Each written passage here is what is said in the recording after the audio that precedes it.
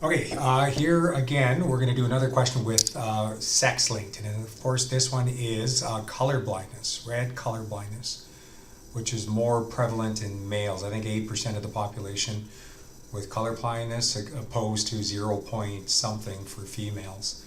But they're saying red color blindness is a recessive X-linked, which means, of course, sex-linked characteristic, not found on an autosomal chromosome. Therefore, we have to use X's and Y's in our nomenclature when we're assigning value to our alleles.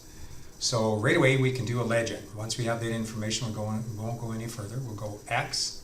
If I have an X, doesn't matter what the other allele is, that's going to be normal. And let's put X with a P.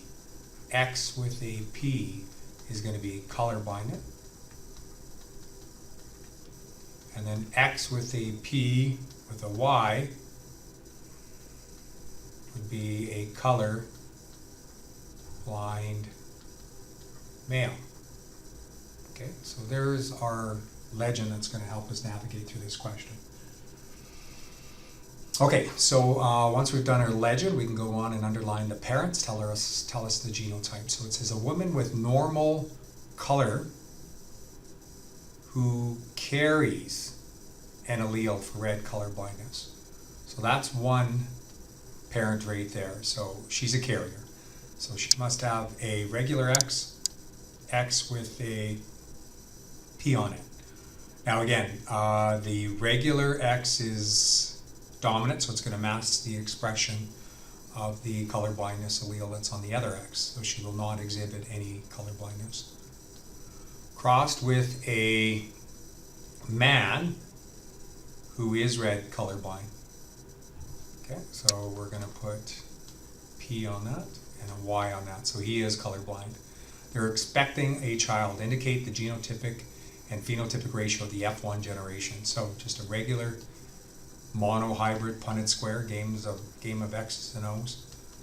Let's put the female on the top. It's going to be her eggs. Isolate them into gametes. This is going to be the male's sperm. Okay, so they just want us to do the phenotypic ratio. Put the dominant allele first. That's going to be a normal female. X with a P, X with a P. That's going to be a color blind female. XY, that's a normal male. X with a P and then a Y is a color blind male. So if we take a look at our ratio, we are going to end up with, you got to separate the males and the females. You can't just put all the normal individuals together like you could with it was autosomal. So you're going to have one, let's start off with a normal female. One is going to be a colorblind female. Oops. One is going to be a normal male. And one's going to be a colorblind. Oops. One going to be a colorblind male. And that's a ratio, 1 to 1 to 1 to 1.